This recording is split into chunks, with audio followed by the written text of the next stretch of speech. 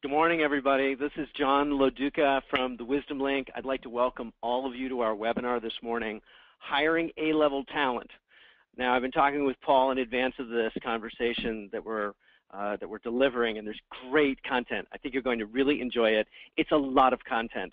Paul and I have been reviewing his philosophy, and there are 5 distinct areas he's going to address. He could probably talk for an hour to 2 about each of these areas. There's so much content. It's really great stuff, but we only have an hour. But the good news is that we're going to record the call. So while we're going to cover a lot of information, we're going to send out an email after this conversation, and you can watch the entire recording again if you miss a piece of it or if you want some additional clarification.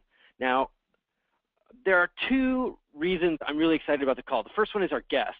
Paul Selitsky is a bona fide industry expert. His firm, AnswerQuest, is a top 2% executive, top 2% in the executive recruiting space, and it's a pretty competitive environment. For 15 years, he's been the CEO of the firm, and he's a renowned expert. He's a thought leader and a speaker and just a credible source of wisdom about the equation of hiring talent. He's also the creator of the Talent Solution, his unique approach. Now, that's why I know Paul. He had hired our firm, the Wisdom Link, to help him. And what we do is, for those of you that don't know us, we help very successful entrepreneurs take their wisdom out of their head and convert it into tools and programs and systems. And so we're often in the process of interviewing our clients, learning about them, understanding what they do. So we spent a whole day with Paul and his team and learned a tremendous amount about this and his really contrarian perspective on recruiting. So we were thrilled with him. In fact, we hired him. We had a great experience, and we've been friends since.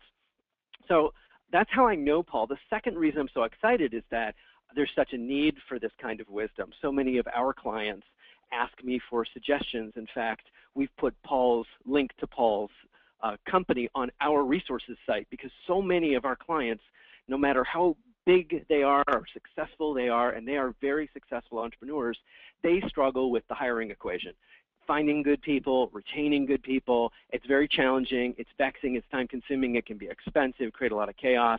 So for all of you who are on this call, I think you know why you're here. And I'm just thrilled because Paul is the guy for the job. He's got great content. And so without further ado, I want to introduce him. This is Paul Selitsky, founder of AnswerQuest. Paul, how you doing? Great, John. Thank you for that wonderful introduction. Welcome, everyone, and pardon, I have a little bit of a cold and a sore throat, which seems like half of America has now, but I'm going to give it, I promise you, 3 things. I'm going to give you complete, utter honesty. I'm going to give it everything I have, and I'm going to give you the truth. And that's my goal. And so I talk to you as if you are my associates and peers and one of my clients, and that's the only way I know how to do it. So let's get started. So, look, at the end of the day, and we all know this, it's all about talent. And when I talk about talent, it's all about acquiring key talent, the A players. You can't win, you can't compete if you do not have the A players. It doesn't matter how good your product is or how good your strategy is. If you don't have the people who are the true A players to execute, you are going to have a more challenging time than your competition, who may have a product that is not as good, but they have the talent that can execute. As I say many times to my clients, bad hiring is the huge pile of elephant poop that stinks up results. Yeah, and I've seen that, Paul.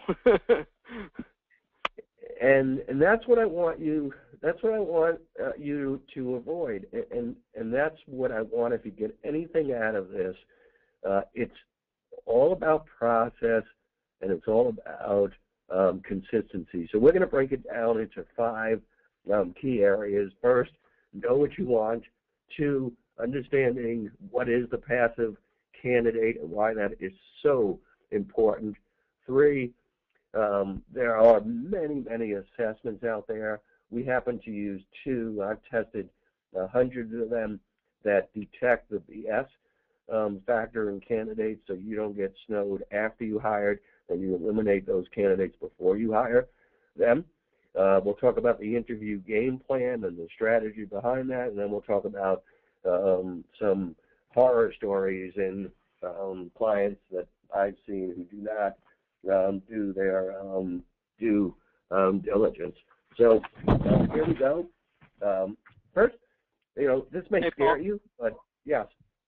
Yeah, I was curious about this. I mean, really, statistically, 75%. I mean, is it that big a number with all of the people out there who are experts and HR specialists? The number's that high? Yeah, it is, unfortunately, and remember that when we say turn out to be disappointments, that also includes someone who's with you for a year, and for various reasons, be it culture, be it the job fit wasn't right, they leave. So they may have been successful for the year that they were with you, but the fit wasn't right and they leave. Well, that's a disappointment, and so we look at that when we look at disappointments, and truly, and there's been quoted in many references, and in the book Top Grading, which I'm going to refer to consistently by Brad Smart. He worked very closely with Jack Welch when he was building out General Electric, GE, and what he ultimately came down to is that 10% of individuals in the marketplace are A players. 10%. That means they're the best at what they do, whether it's being a clerk, being an administrative assistant, being a project manager, or being a CEO. 10% are A players. 10% are B players. The other 80% are C's, D's, and F's, the people that you do not want to hire. So, Paul, am I understanding correctly that the rest of our talk is really, and I think that this is the mandate, we're trying to say, let's get the numbers into those higher ratios. These are some of the things, and I think that that's what's so valuable about this collection of 5 strategies. That's what this is about, is getting that ratio of success higher. And you've been doing this with AnswerQuest. I mean, you folks have a very high placement ratio. Yeah, and we're going to get to that, and you're right, John. It's what I want to do is and what we want our clients to do is avoid the crap. The people who are just not good at what they do, and stay away from the 75% and get to hiring those A players, the 10%. So here's the first slide, number 1, in best practices that it says know what you want. So here, let me give you this. This is a real story that I wanted to bring to the table that just happened just a few weeks ago. So we have a client, and we're discussing with our client what they particularly want in this position. In this case, it turned out to be that they were looking for a sales executive. They're a internet services company, and in this case, they were looking for someone to sell SEO campaigns, search engine optimization campaigns. I think most people are familiar with that. And so we, first question is, okay, tell us what you want, and be as specific as possible. So here's what the VP of this company told us. He said, I want someone who sells SEO campaigns. I want someone who's polished, professional, they're a team player, and they're driven. So when you hear that, what are you thinking? I will tell you what I'm thinking, but John, and you and I haven't even told you about this because you didn't know I was going to say this to you. What are you thinking when you hear that? It's just too vanilla. I mean, that just sounds like Mickey Mouse Club stuff. Yeah, there's no specifics or substantiveness to it. Yep. So we spent a good hour, and we changed what he was looking for to the following. We want someone who has a minimum of 3 years plus selling SEO campaigns. We want someone who has a W-2 over 100,000 last 3 years. Yeah. Because we know that if you have a W-2 that is above a certain number and your base is a certain number, your salary, there's probably a very good chance that you are good at what you do. We want someone whose quota exceeds over $500,000 annually. We want that person to have exceeded their quota 2 of the last 3 years. We want them not to have more than 2 jobs in the last 6 years. Oh, and by the way, they need to live within 45 minutes of the office. Wow. So you remember the guy I told you about that lasted a year at a company, right, when we first started the story? You know why he left? He left because his commute was an hour and a half each way every day. Yeah, sure. And it doesn't, in the beginning, everyone's excited. But the reality is an hour and a half commute every day over the course of a long period of time is probably not something that an individual wants to do on a day-to-day basis. So, well, for everybody who's listening, how do they define this for themselves? What's the best method for saying, what's this criteria, team? How do we define who's going to be a successful candidate? Do you have a recommendation there? Yeah, it's not really, it really just comes down to getting with key leadership and just sitting in a quiet room and throwing up on a board all the things and just throw it up there, just brainstorm it, all the things that you would like to have in this person. And spend the time to really get specific with the team about what are the absolutes that this candidate must have in order for us to engage and hire this individual. So it just takes some quiet time and not rushing it to try to come to something that's as important as, hiring an individual. Well, we're looking at this slide right now that says what's wrong with this picture, and there's 2 flags on this job description. Can you speak to those? Yeah. So the 2 mistakes that I see in companies, and these are mostly larger companies, is that one, the person who writes the job description isn't necessarily the person who is going to hire the person. Great. So they may not completely understand what the hiring manager truly wants.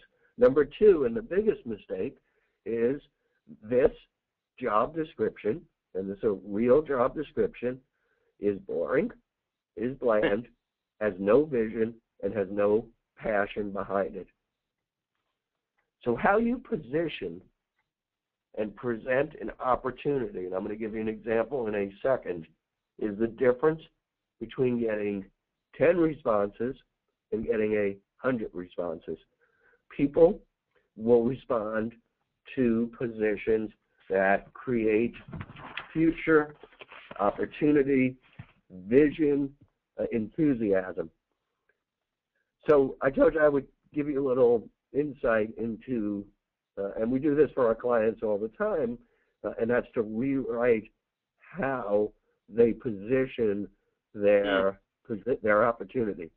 We do that all the time because they're not in the business of writing very dynamic and exciting job descriptions. So I always say to our clients, what if you thought of the job description as marketing collateral, and you thought of the job title as your product name? So for us, talent acquisition is a business just like any other, and your job titles are really your product names, and your job descriptions are your marketing collateral. So what if Samsung, John, called their Galaxy Note, right? That one of their top-selling phones, the Samsung Galaxy Note. What if they called it the Samsung Large Phone? What if iPhone, instead of using iPhone, called it Internet Phone? Yeah. Back 7 years ago. It's That's boring. how we name our job descriptions. Yeah. Functional. That's how we name it. Functions, and no one cares about functions. They care about, this is what I'm going to do 40 to 50 hours every week. I want to be enamored with what I'm going to do. So, so you need to pay as much attention to the job description titles as to when you're actually naming one of your products and you're putting it out there in the marketplace, or you're drafting your marketing material. It's just as important. And very often businesses don't do that. They view, for example, a job description as an administrative document. They're boring, they're bland, they convey basic, almost legalese required information, but they don't have a marketing spin to them. So very often people like to be part of something that's bigger than themselves. So the notion of being able to work for a company and operate a role where you have a sense of meaning to what you're doing, a sense of purpose, that could be really powerful for people and attract them to a particular company or a particular job is what you're trying to accomplish. And rarely do you see job descriptions that ever talk about purpose. So let me give you an example. So we look for executive recruiters all the time for our firm. And imagine if I'm looking for an executive recruiter and the job is exactly the same and I have two titles. One title says personnel recruiter. That's the name of the position. Yeah. The other one, sounds like that's what goes to you.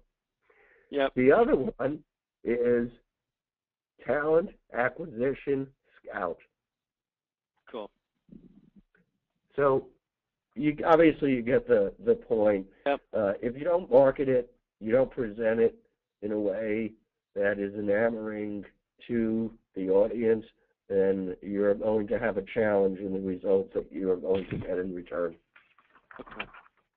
Paul, let's talk about the passive candidate. This blew my mind when we discussed this. I thought this was totally fascinating and a great bit of wisdom to share. Can you speak to this subject? Can we go into the passive candidate? Yeah, absolutely. So LinkedIn, which we're all familiar with, did a survey, and they concluded that 79% of working professionals, people who are employed around the world, are considered passive candidates. The other 21% are actively seeking a job. At the end of the day, who would you rather hire? The person who is unemployed, who's not working, who may not have been working for a while. And look, I have empathy for those people, and there are some good people that make up that population for sure. Sure. But if you just go with the odds, and we have to go with the odds, the candidates that our clients hire, and 95% of our placements, and we track this, are passive candidates. We call them the employed non-lookers. They're good at what they do.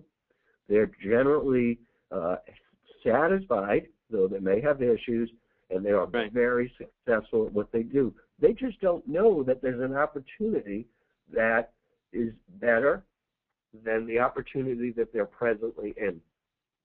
We call those candidates passive candidates. So they're just sort of waiting at the bar. They're not actively looking, but if they get approached, they may entertain the conversation. And these folks are just busy working away. Somewhere in America is your star, and they're in somebody else's company right now. Is that the way to look at it? That's right. And our goal, if we're a client, then our goal for our clients is to extract and engage that talent enough to open up a window for them to explore the opportunity with our client, and then the rest will take care of itself. Well, I have to ask, how do we do that? Yeah. Can we just take a second? Because one of the things that just blew me away with this concept was, the 20th century method, I suppose, I looked at it was, you run an ad somewhere in Craigslist or in the paper, or you fire something off in a Monster, one of these big, and you're looking for resumes and sorting through resumes, and it is disparaging. I mean, it's hard looking through them all. Number one, because of the volume, and number two, because of the junk that's in there. So just to shine a light on this, Is that a fool's errand? Is that just a waste of time entirely, Paul? Well, I wouldn't say it's a complete waste of time. And, you know, generally, in my opinion over the years, Monster and Career Builder, when they first started, were very good resources because they were not as diluted as they are today.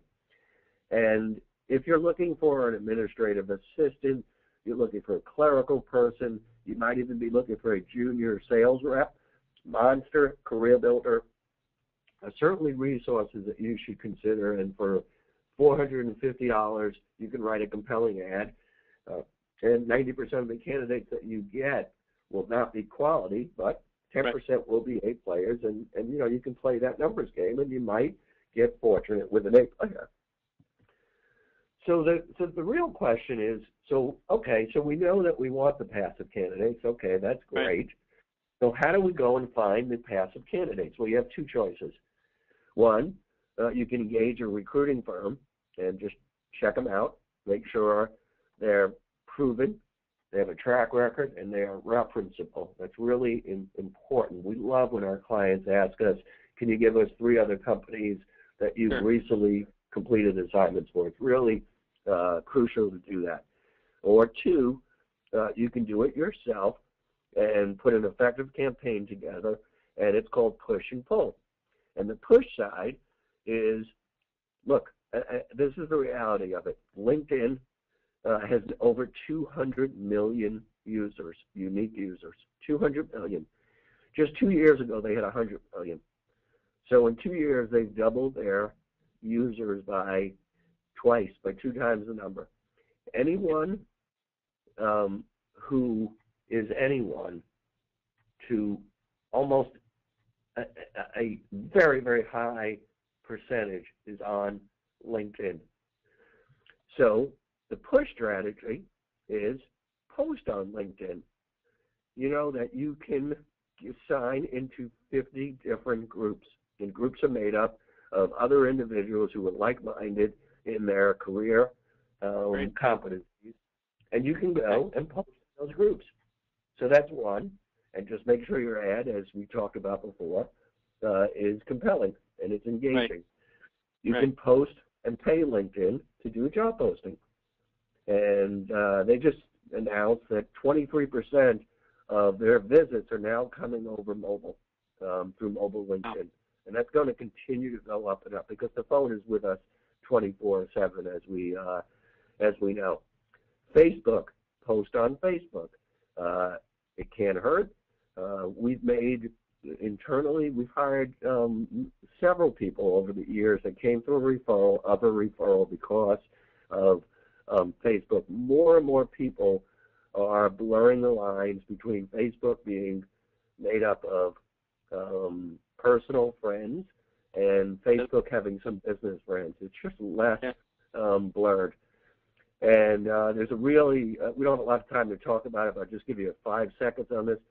Facebook announced that they are coming up with a search tool for job search of candidates called Facebook Graph. It's in beta test right now that will allow you to search, you ready? 1 billion people. 1 billion people who are on Facebook and find them by what they do, where they live, and so on and so on. So that is going to be a big, big resource for us and a big resource for our clients. And Paul, the poll, yes. Before we move ahead, I want to recap a little bit about the passive candidate. So the idea here being that you're really looking for the person that's already employed, and your 2 strategies for doing this. One was hiring a search firm, and the other was leveraging some of these social media outlets like Facebook and LinkedIn because they have such a huge audience, and it sounds like so many people that are on there are looking to get hired. Yeah, or at least they're open to listening to what the opportunity is. So absolutely, and I'm going to tell you how you do it because it's much simpler, and I'm going to give you the exact verbiage how you'll communicate with LinkedIn. So I told you about push marketing by putting actively putting your postings out there. The pull side A little more complicated, but not that complicated. And we have two internal researchers who do nothing but pull candidates from LinkedIn that fit what our clients are looking for. And the pull side of it is using LinkedIn, 200 million people, search by demographics, by competencies, by skill sets, by companies. You can pull up all those people who are interest to you. These, remember, 79% of these are passive candidates. Identify the ones you like, flag them, put them into a folder, spend the extra $70 per month, and buy the premium LinkedIn subscription, because you can get to in-mail people that you normally couldn't, who are not your connections. That has a lot of value. Again, I could spend hours, and maybe at another time we can do a whole session with our researchers on how to use LinkedIn to find those passive candidates. Okay, and then the third step, John, is initiate contact. And it's very primitive, and it's very simple. And here's what you do. You see the person you like, and you say the following: hey, or hi, comma, saw your resume, would like to talk to you about an opportunity, end quote. That's it. Hey, saw your resume, would like to talk to you about an opportunity, period. And after the initial contact, there's a better than 50% chance you're going to get an email conversation back or a phone conversation, at the very least, between you and the other individual. That's awesome. Okay. So that's the push. That's the pull side. Excuse me. Okay, fantastic. Shall we talk assessments? Yeah. So here's the question, and here's another real story. This is a few months ago. We're working with a client, and of course we always ask, what's going on with your search. Presently, how many candidates have you talked to? And this was a search if there was a lot of pain for them. It had been open for about 6 months. And so we determined, after they shared this with us, that they had set up 20 candidate interviews. When you think about the time that their internal people took to screen the candidates, get the resumes, have initial conversations, set up phone interviews, fly them down to corporate. In this case, it was a corporate relocation. It came out to about 5 hours they spent on each candidate, multiplied by 20 candidates. So leadership and administrative resources spent 100 hours. They hadn't hired a single candidate after spending these 100 hours. And so they brought us in, they engaged us. We crafted a very concise, tight job spec of their needs. We did all the heavy lifting of the pre-screening and the recruiting. We ran, and this is what I'm leading to, we ran the assessments first. Great. And that's the key, first. We presented, after we vetted out the majority of the candidates, we presented 4 candidates. They obviously were all passive. They hired one. So the question is, well, what comes first? Do I do the full in-depth interview, or do I run an assessment first to vet out the candidates that are not going to be my hires? What do you mean by assessments? Can you just explain, what's an assessment? Right. So an assessment is a word that we use because we don't like to use the word test. It's a, no pun intended, it's a testy word in the HR world. Right. And so the word is assessment, and as long as it's EEOC approved, you can use an assessment to vet candidates. And we have found that there are 2 assessments, and I've looked at hundreds and hundreds of assessments over my career, and these are 2 assessments that I absolutely believe in, and I use it in my own firm, and we've been using it for several years with our clients.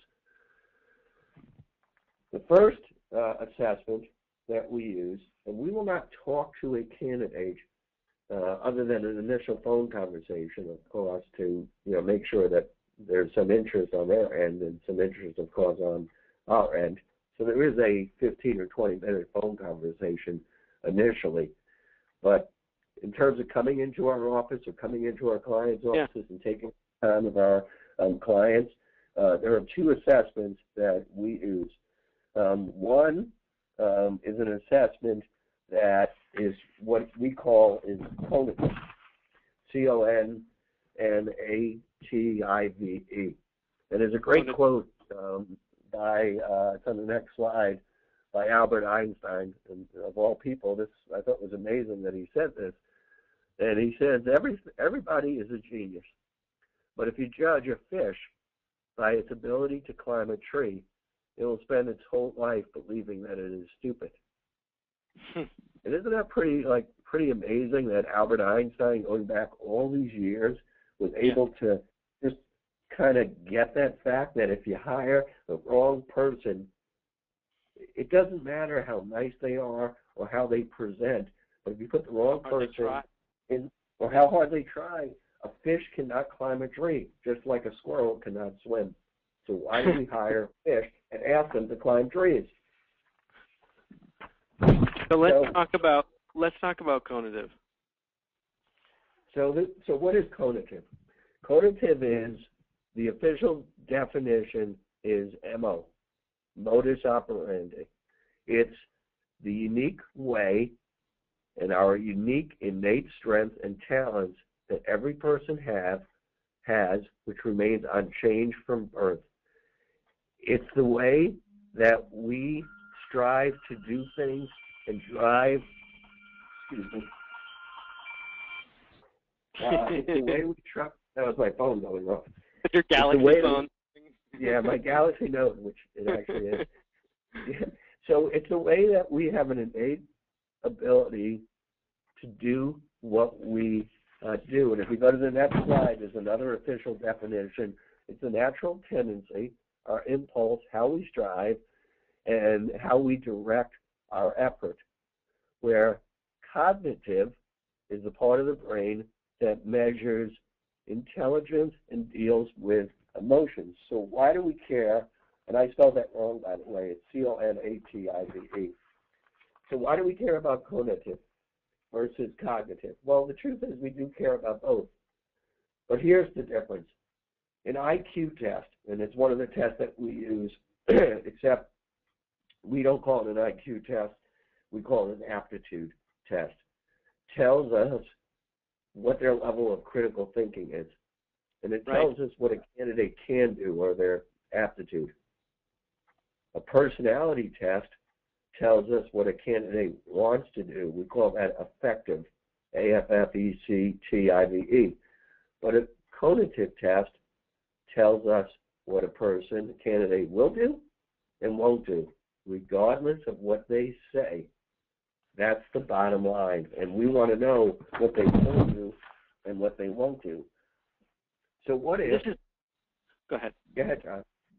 This is the Colby, isn't it, that measures this cognitive? Yeah, this actually is the Colby test, and the Colby's been around for I think it's close to 30 years now. And as I said, I've looked at many different tests, and the one test, and every single individual in my office has 4 numbers. We call it their genetic Colby DNA. Wow. And those numbers tell me so much about a person. If I know the numbers of an individual before I ever meet them, I know so much about that person. For me, it's their genetic DNA in terms of how they work, what they will do and what they won't do before you hire them. And we found this assessment tool to be amazingly accurate. And the nice thing about it is the whole online assessment literally takes 15 minutes, so it's not a long, laborious process. A lot of our clients, as you know, Paul, know the Colby, are familiar with the Colby, and so I've got a little bit of knowledge about this test or the assessment, how it functions. And one of the things, little pieces of anecdote about this that I had read that I was fascinated by is that evidently you can kind of run against your Colby for a good 90 days, just trying to fill a position or fill a role, even if you're not suited to it. But after about 90 days, you can't sustain it. Does that resonate with you? Because in the hiring capacity, I'm sure after 90 days, you start to see the cracks. I bet that probably correlates to where some of these mishires show up. Yeah, no, that's so well said. We call that the honeymoon period. Right. Where, someone's acting not like the person or the individual that they really are. And the Colby gets to the core of who they are in terms of their work style. So again, I could spend hours talking about the Colby. Go ahead, John. Yeah, I was just going to say, I know that we have to move on. I want to cover all the subjects because some people might be really strong in Colby but weak or curious about some of the other elements. But your recommendation here is to do these assessments prior to a face-to-face interview. Why is that so important? Yeah, it's so important because why spend the time of leadership, all the resources that you have within a company to interview an individual who doesn't fit what you're looking for? Okay. Well, if anybody's interested in this, Paul, we can collect names or anybody who wants more information about these assessments that you use and how you do it. I think this is a fascinating subject, and it's one of those where we could talk for an hour on it. With your permission, I'll move ahead to number 4. Is that all right? Yeah, I just want to talk real quickly about one other assessment that we use. So I talked about the conative using the Colby to tell us how that person works. The other tool that we use as a vetting tool is the critical thinking test. The test also takes about 12 minutes, and we walk away with a benchmark score of the, quote, mental RAM that an individual has. And the reason why that's so critical, John, is, look, we all can be fooled, and we have been, by someone who looks good in front of us and someone who has a great personality, and they're a nice person, but they just don't have the critical thinking level that they need to have to execute in that particular job. And we want to avoid hiring that individual. So we use the aptitude test of that, and then if they pass the aptitude test, then we move the candidates on to the Colby test to see if their work style matches what our client is looking for. Okay. Excellent. Awesome. Shall we plow ahead? Yes. Okay, let's go. So the interview game plan. Yeah, tell me about this. All right. So, here's the sort of the summary of it. It comes down to 4 specifics. 1, consistency. Do it the same way, the same time, every time. That's 1. 2, use a scorecard. Why would you hire someone where you've spent all these hours putting together what you're looking for and yet not score them against what you are looking for? 3, you really want it to be non-emotional so that it's not, I cannot tell you how many times people hire in their own image, and they hire people they like or they like to socialize with, and that's all fine and great, but that doesn't get the job done at work. The mini-me's. And sometimes the mini-me's are the worst people that you can hire because they just mirror your bad habits. So now you have 2 people that are mirroring things that do not complement each other, and that's why the conative test is so powerful. I'll give you an example. When I hire an administrative assistant, I'm looking for someone who is detail-oriented and has very high organization and follow-through skills. Right. I will find that out with the conative test, and if I hire someone who has poor follow-through skills and is not a fact finder, and I'm not a person who's a fact finder, and I don't have good follow-through, then we have 2 people that basically are not getting the job done. Yeah. And then the 4th component is behavioral-based questioning. And again, we can spend hours on this, but I just want to give you a story about Google. They're known as the happiness machine. That's how they're known in our world. And here's the interesting thing about Google. There's a guy who runs their talent acquisition. His name is Laszlo Bach. And he has their department, and you know what it's called? It's called People Operations. People Operations, not human resources, but people operations. Oh, cool. Yeah. And, yep. And he analyzed dozens of Google's hiring decisions, keeping track of the scores that each interviewer had given a candidate after an interview. So clearly, every interviewer is scoring the candidates, and that's one. And two, they determine that the optimal number of interviews before making an appropriate, good quality hiring decision was 4. 4. So why do we see companies that go out and hire someone after they have one interview? It boggles my mind. Right. No benchmark. And how can you really get to know a person, if you think about it, in just one interview? This person spent their life getting to this point. So we want to keep it as objective as possible. Friendly, of course, making the person feel at ease, because we don't like to put a person in an intimidating, threatening situation. But we're focused on being objective, not subjective. And yeah, I love this scorecard, Paul. Yeah.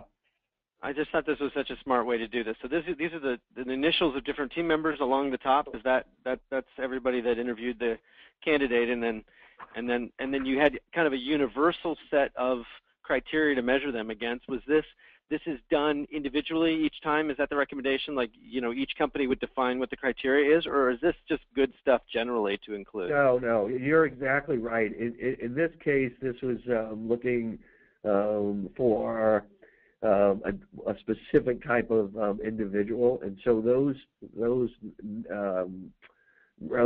on the left are going to vary by position.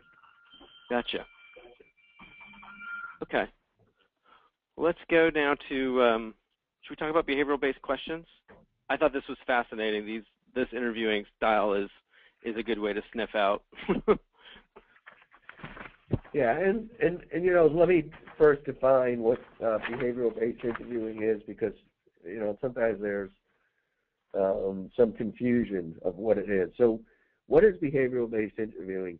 It's interviewing based on, and here's the key word, discovering how the interviewee will act and has acted in specific employment-related situations.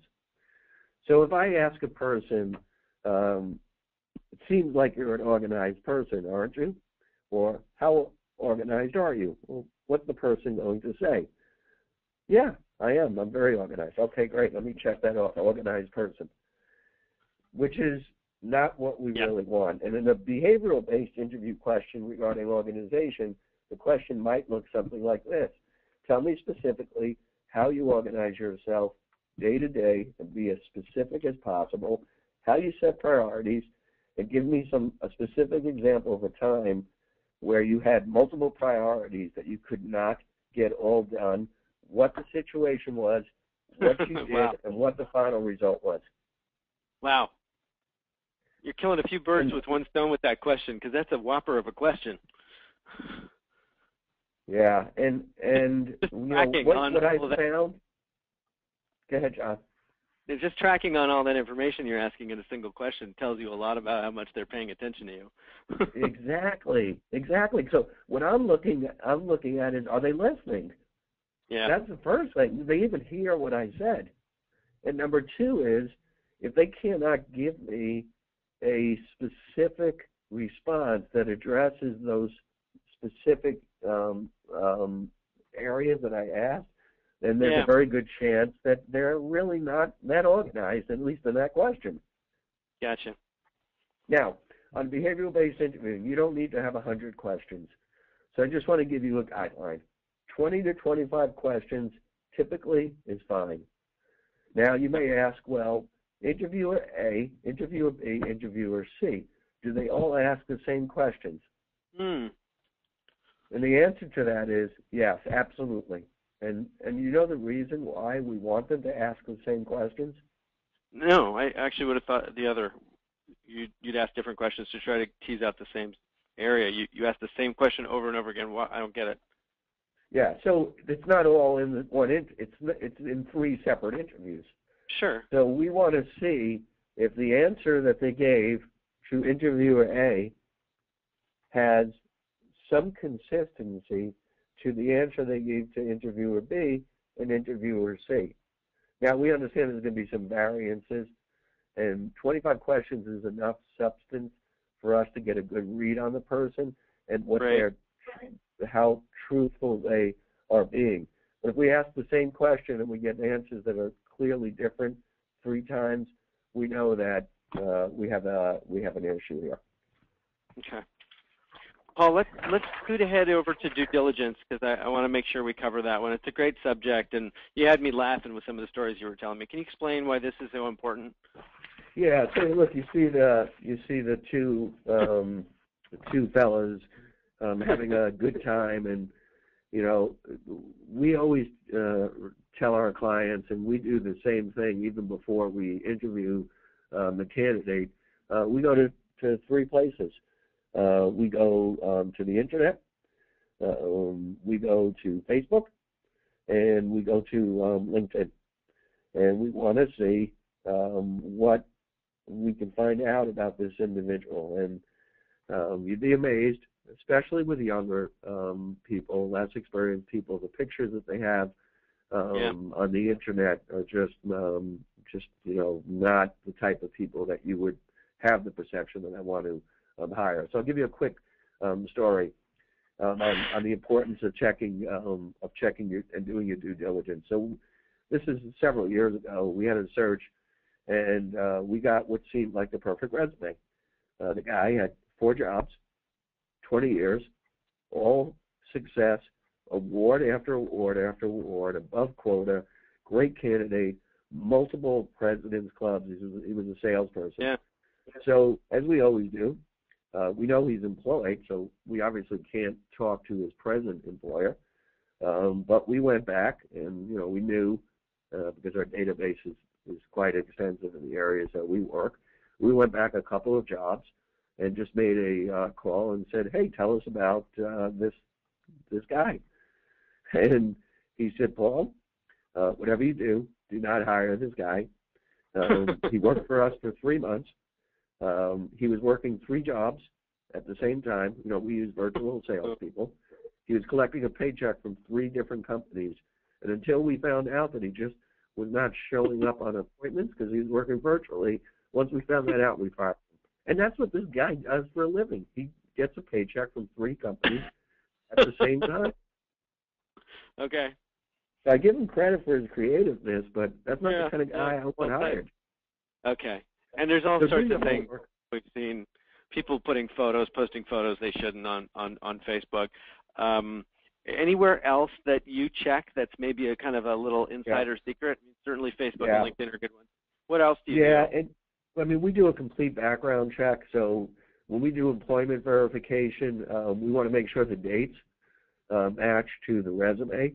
W-2 verification is really important, especially with salespeople or really anyone. If someone tells us they're making $150,000 and their base was $75,000, well, they're probably doing pretty well. But then we find out their W-2 is $82,000, their base is $75,000. Not too good. Yep. Okay. We check DMV, driver's record, criminal records, credit report, and of course we check education. Okay.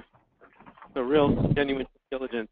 For everybody who's listening, there's something else we're going to do at the end of the call. There's 2 things that Paul offered to do, and the next slide, Paul's going to out his industry a little bit. He offered to share some of the secrets of the recruiting world, and I want to make sure we have a little time for that. He's going to share some of the things that maybe, as consumers hiring recruiting firms, we may not know, and Paul's going to show us how to get with some top ideas about negotiating and things like that.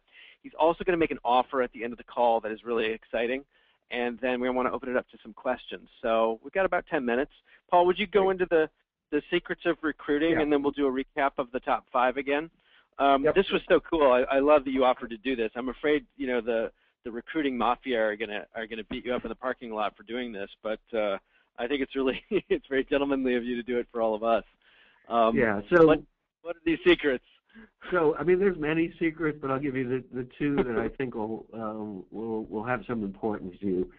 Every recruiting firm, especially the quality ones, offer guarantees. So if a candidate leaves for any reason other than you terminating or eliminating the position, they'll give you a guarantee to replace the candidate at no additional cost. And, you'll see guarantees anywhere from 30 days to, in some cases, 90, maybe even 120 days. What I want to tell you is that is extremely negotiable. If you're going to negotiate anything in your agreement with the recruiting agency, negotiate on the guarantee. So that's number one. When we use our talent solution, we offer a 6-month guarantee. Our clients like that because it obviously gives them a lot of time to evaluate a candidate. So the guarantees are negotiable. That's the first secret. Number two, there's two types of searches that typically are classified in our industry. One is called contingency, meaning if I don't pay you anything, if you find me that individual that I hire, contingent on that hire, I will pay you a fee. And that's what's called a contingency search. The other type of search, well, you've heard about, is called a retained search. And that's a situation where a client is getting money up front before they begin the search, and then they get payments either throughout the search or at the end of the search upon the successful completion of the search. Okay, so here's the real numbers. And I've been tracking this for 15 years in my industry. The ones who I have talked with have been tracking this for a long time. We know when we take a contingency search, we're successful 1 out of 6 times. So approximately 15% of the time. When we take a retained search, we're successful 90% of the time. The reason for it is when search firms, including ourselves, take a contingency search, there's no skin in the game on the client's part. There's not the same collaboration, the same commitment, and we know that they're also using multiple recruiting firms in many cases. And so it's not a good marriage, it's not a good partnership, and it doesn't tend to lead to a lot of commitment on the side of the search firm. So just be careful. Sometimes not paying anything up front is not going to get you the results that you really want. I got just a little room for some more tips or tricks or insider secrets. Anything else that people should know? I mean, I think those are two. I don't want to take away from the rest of the presentation. Okay. Well, let's go. Go ahead, and we'll look at the next one. Paul, you kind of started this conversation with this understanding of where this industry is moving or not moving. So here's the search industry, which officially started in the mid 50s, which, by the way, candidates at that time paid the fees to get employed. And that changed in the 60s when someone came up with a great idea that why should the candidates pay the fees? The client should pay the fees, and it's been like that ever since. And so the recruiting industry, for the most part, for 60 years hasn't changed. And the thing that really was disturbing to me is, according to a survey by Brad Smart, the author that I mentioned before of the book Top Grading, of 200 CEOs, reported that of those 200 CEOs, those who felt they got their money's worth when they used an executive search firm was a very lowly 21% of the time. Wow. That means 79% of the time the CEO was unhappy or not satisfied with their results. So that just, to me, was just an eye-opener, and it just was not acceptable to me. And I said there has to be a better way. And that's when we decided to use our model that we call the talent solution, which plays to the three things that we had talked about. And if you look at the next slide, there's a triangle, and that's how this all came to be. And whether it's using me or using another search firm or doing it on your own, do these three things, and you will have so much more success. One, go back to the core competencies, know what you want, know the skills, know the experience, know the stability that you want, know what successes the individual has to have, put together your job specs, but make sure it's substantive and it's specific. So know what you want and match the core competencies. Two, check the critical thinking of this individual. You're about to hire someone and spend thousands and thousands of dollars. Doesn't it make sense to check their aptitude, their level of critical thinking? It's the test that I told you we use. We will not hire a person that does not pass the benchmark score for that particular position. And then third, we use the cognitive test to measure how a person takes action, what their innate ability is in those four areas: fact-finding, follow-through, quick start, and how they execute and how they implement. And that's their cognitive MO. It's how they naturally do what they do. And so we put all these three factors together and know there's never a guarantee that any hire that our clients make or we make for them will be there for ever and will be successful. The whole objective is to significantly put the odds in your favor by being very systematic, very process-driven, and following that system and process every time the same way. Awesome. Let's talk about talent solution. This is how you do this. I mean, this is your unique approach for taking folks through the thinking and the prepping and then the searching and the landing. One of the things I really wanted to get into with Paul, and we recognized it was a big subject matter, was the onboarding, and we talked about maybe doing that as a supplement after this webinar for those of you that are interested, because that's a piece of this equation. But Paul covers the gambit, and this is the secret sauce. This is how he does it.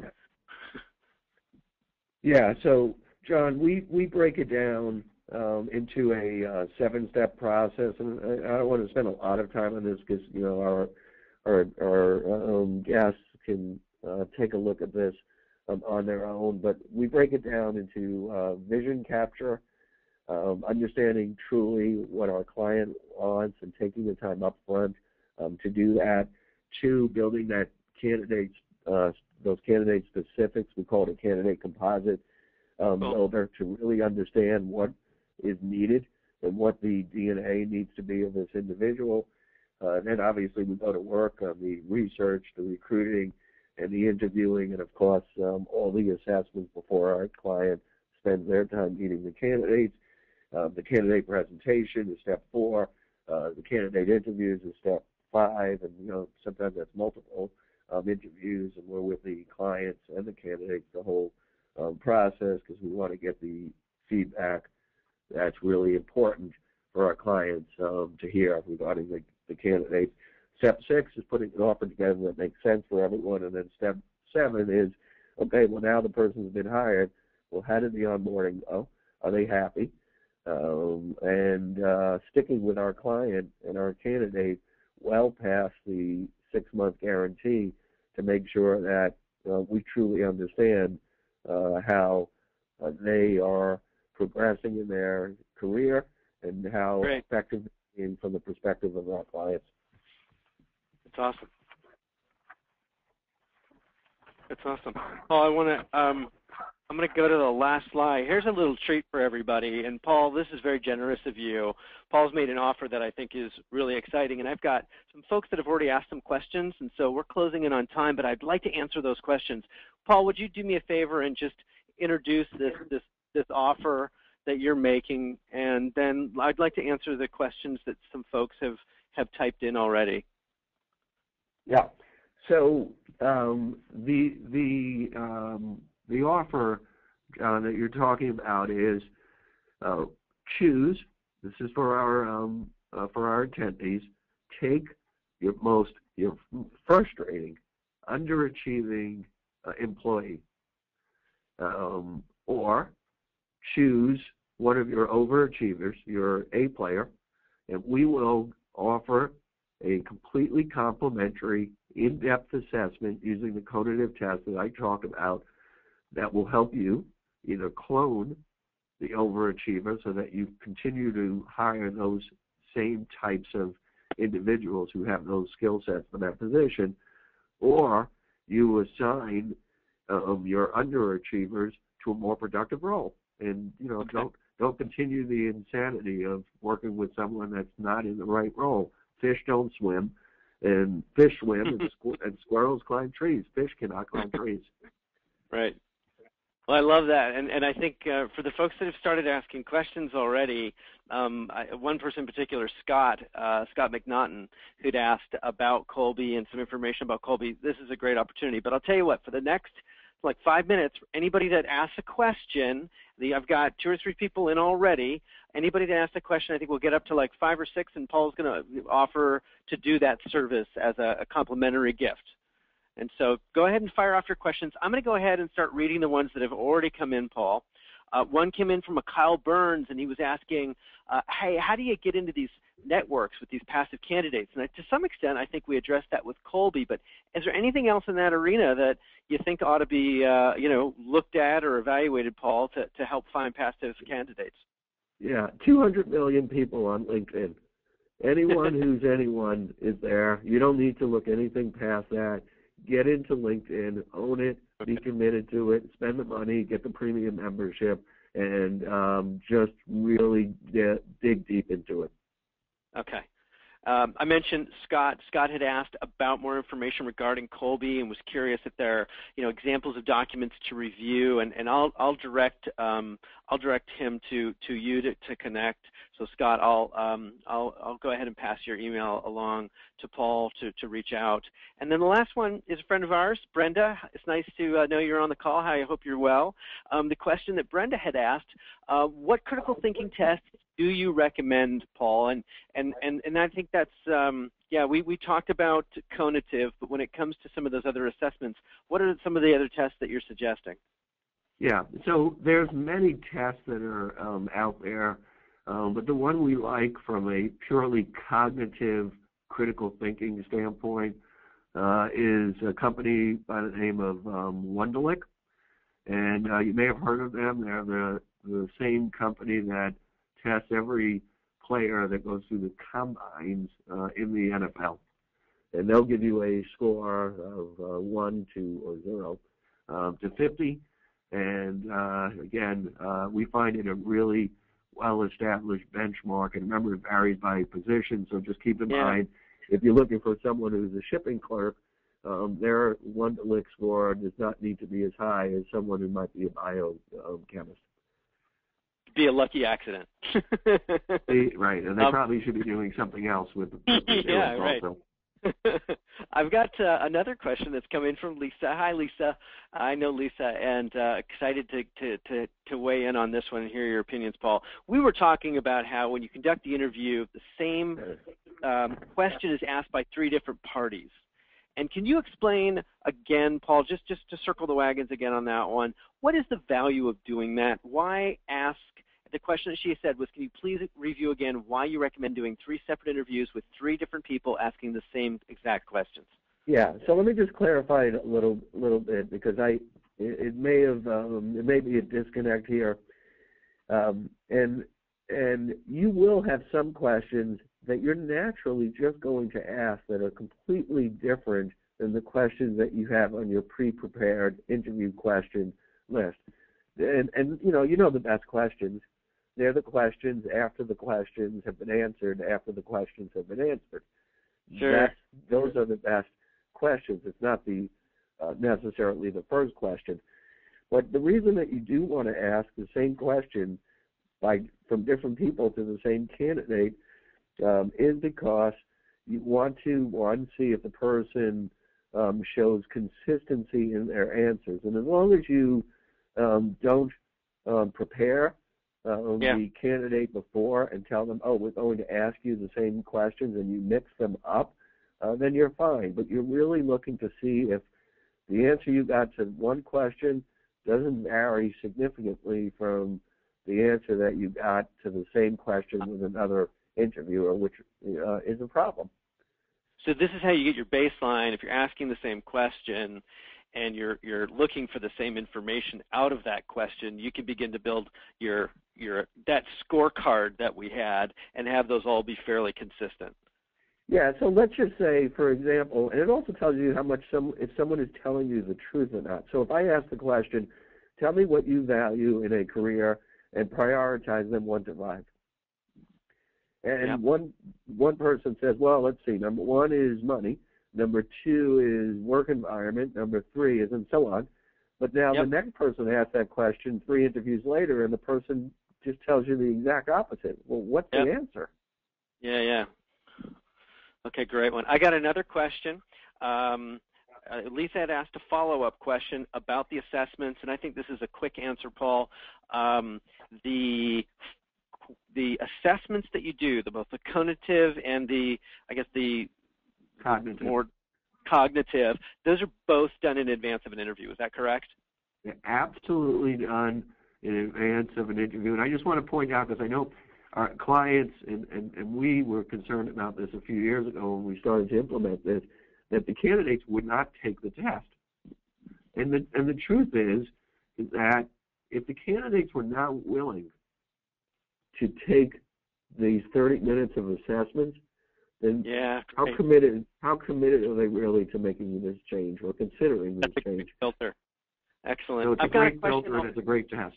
Yes. Yeah. I've got an excellent question from Drew. Hi, Drew, and thanks for asking one. Here it is. You talked about Colby, but curious, how do you determine if an individual is a good culture fit? It's a great question. Yeah, it's a great question, Drew, and the answer is remember, there's culture and there's cognitive. So let's just talk about cognitive for a second. Before you can find out if an individual fits the cognitive work style that is needed, the hiring manager completes the same assessment on who they are as an individual. Then they complete a second assessment on who they're looking for and what skill sets they need to have in this position. Those get blended along with any other team members that are part of the hiring process, and we walk away with we like to use the word DNA, of what the range of fit is for that individual. And so if the candidate takes the assessment, the cognitive assessment, and they don't fit into that range, then they're out. Right. And they get graded A, B, C, D, and F, and the A's and the B's go forward, the C's, D's, and F's are eliminated. That doesn't mean it's not a good fit for the next position. In terms of the culture fit, listen, culture is unique to every company. And culture is not cognitive, and it's not so much cognitive as it is affective. It's emotional. It's the vibe in the firm, and the only way to get that is to really get to know the person and get them to spend as much time within your office with your folks, so that your folks who really know the culture of the firm can really come back to you and say, I don't think this person fits our culture. And, you just got to be prepared to listen to their feedbacks and ask why and understand their reasoning. Any person that we hire for our firm, before they start the serious interviews, spend a half day in our office just observing what we do in the life day of a recruiter, because many of them will eliminate themselves, and that's fine, because that's going to save us some time. That's great. Yeah, it seems to me like you're hiring for the job is the cognitive and cognitive, and then you're hiring for the firm, which is the culture. And I mean, I could imagine creating 2 of those little scorecards where we define our corporate culture and what are the personality traits for the culture, and then measuring that, and in addition to just, can the person do the job at hand? It seems like those are kind of bedfellows, they're 2 sides of the same coin. Yeah, I agree. I mean, you know better. I'm just curious if you agree. No, she had a follow-up question. Drew had a follow-up, and it was, how would you recommend taking traditional leaders that like to hire based purely on technical skills to hiring for attitude. So what's the recommendation to teach the, train the trainer, or train the hiring person how to broaden their skill set? Drew, if I'm not doing justice to that, type more in. So, Drew, if I think I'm understanding you, look, on the technical side, leaders need to hire people who have the technical skills, and that's at top of that triangle where they match up and they have the core competencies. But how you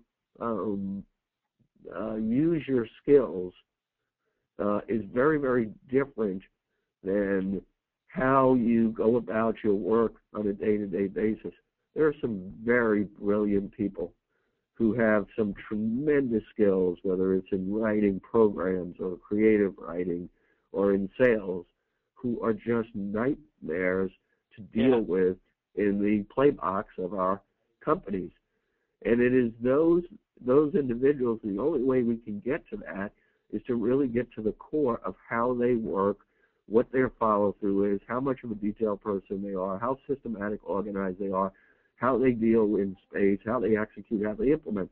And that's why we want the cognitive test. So, you can't have just one or the other. You can't hire just a great person who's going to fit cognitively but doesn't have the core competencies, and you shouldn't hire someone who has the core competencies who's not going to fit cognitively into what you need. Yeah. So you need both. It's not one or the other.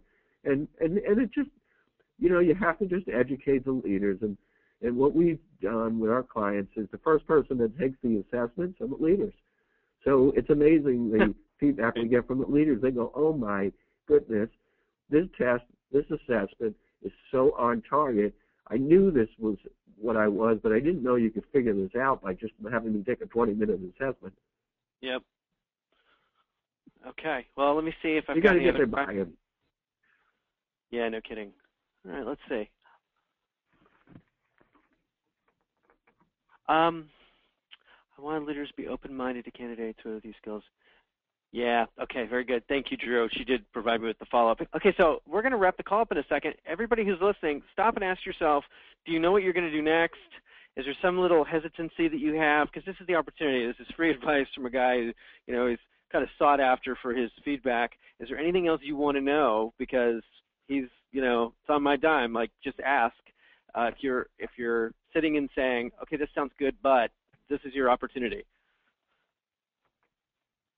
Well, these were great questions, and Paul, you were awesome, and I love that. While we did move it along at a pretty high clip because I know we were covering a lot, one of the things that we had discussed when we were just chatting about this webinar is this huge equation about onboarding. So there's about, what do you want and how do you frame that, and then how do you go and find that person, how do you interview them, and how do you conduct due diligence, which, that's a pretty robust curriculum for all of us in an hour to go through. But there's a whole other piece of this, which is, what do they do in the first day, the first 90 days to make them a part, as Drew was asking, part of the culture and make it a successful fit. One of the ideas we were talking about was doing a follow-up webinar and conducting another conversation about this other half of the equation. And so I'll put out another introduction to this one, another invite, and all of you, I hope that you'll attend it.